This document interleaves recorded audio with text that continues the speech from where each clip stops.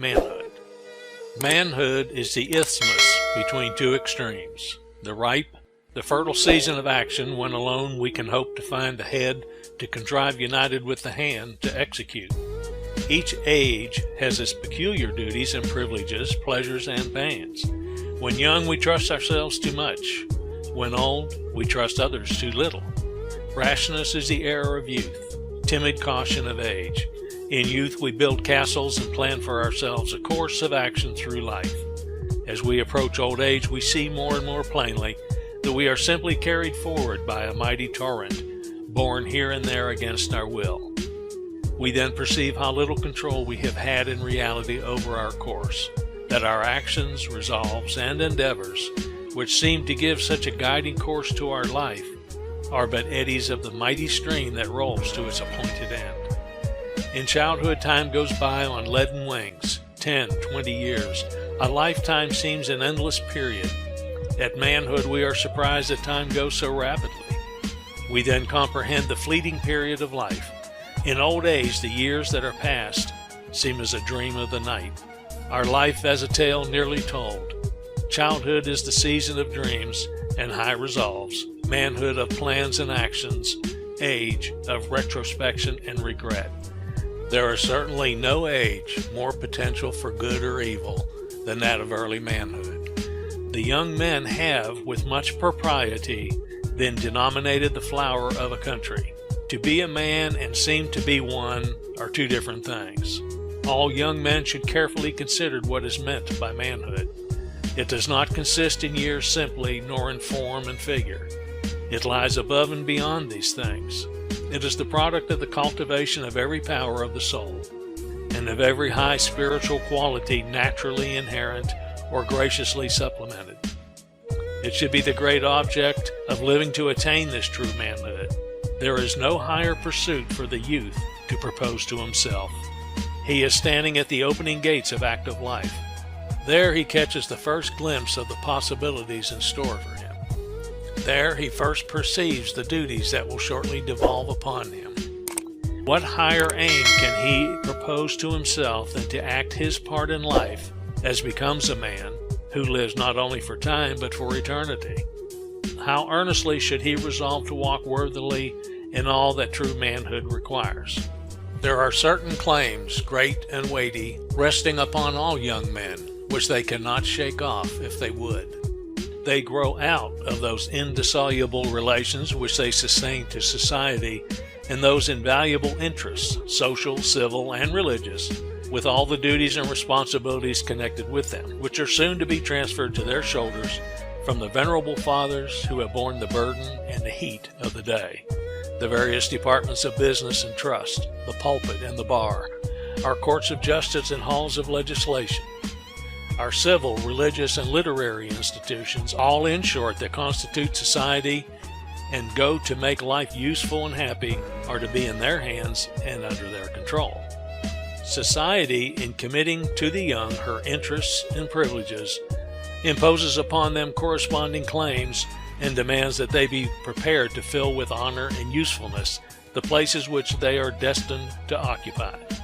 Young men cannot take a rational view of the station to which they are advancing or of the duties that are coming upon them without feeling deeply their need of high and peculiar qualifications.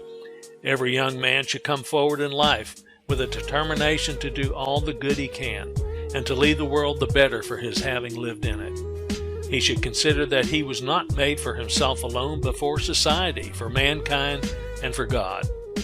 He should consider that he is a constituent, responsible member of the great family of man, and while he should pay particular attention to the wants and welfare of those with whom he is immediately connected, he should accustom himself to send his thoughts abroad over the wide field of practical benevolence. There is within the young man an uprising of lofty sentiments which contribute to his elevation, and though there are obstacles to be surmounted and difficulties to be vanquished, yet with truth for his watchword, and relying on his own noble purposes and exertions, he may crown his brow with imperishable honors.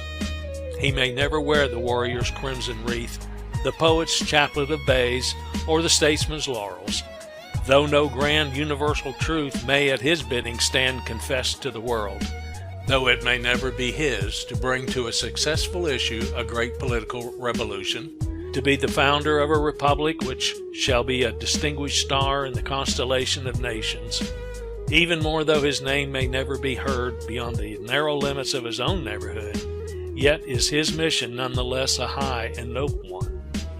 In the moral and physical world, not only the field of battle, but also the cause of truth and virtue calls for champions, and the field for doing good is white unto the harvest.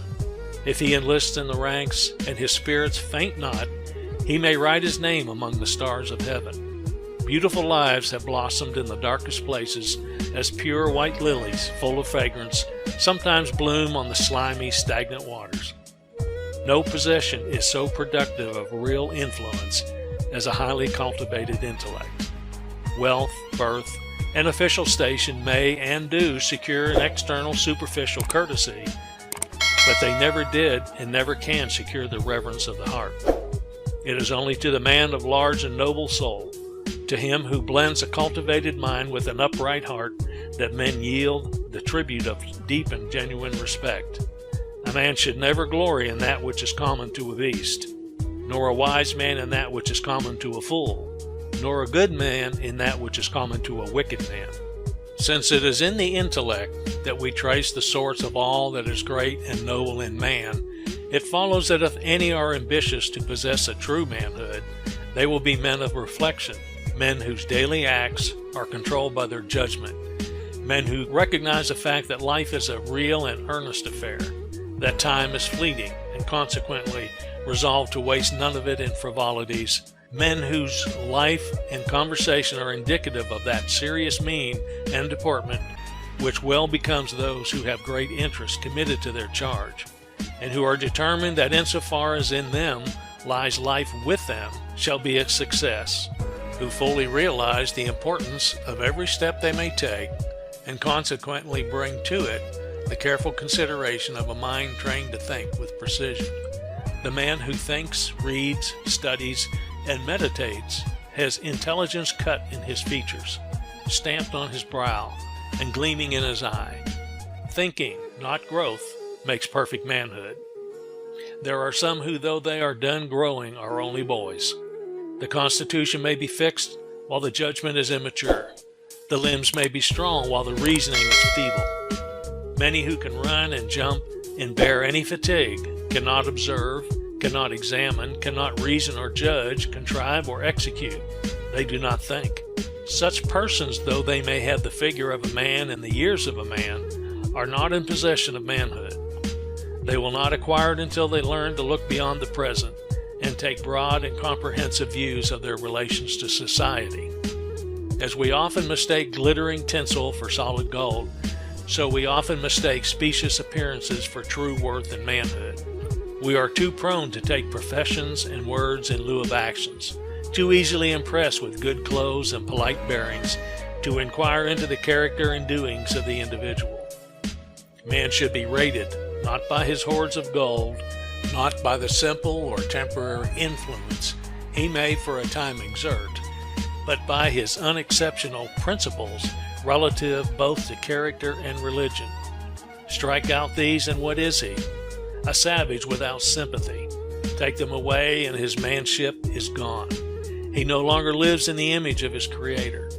No smile gladdens his lips, no look of sympathy illumes his countenance to tell of love and charity for the woes of others. But let man go abroad with just principles, and what is he? An exhaustless fountain in a vast desert, a glorious sun, shining ever, dispelling every vestige of darkness. There is love animating his heart, sympathy breathing in every tone, tears of pity, dewdrops of the soul, gather in his eye and gush impetuously down his cheek. A good man is abroad, and the world knows and feels it. Beneath his smile lurks no degrading passion. Within his heart there slumbers no guile. He is not exalted in mortal pride, not elevated in his own views, but honest, moral, and virtuous before the world. He stands throned on truth. His fortress is wisdom, and his dominion is the vast and limitless universe. always upright, kind, and sympathizing, always attached to just principles and actuated by the same, governed by the highest motives in doing good. These constitute his only true manliness.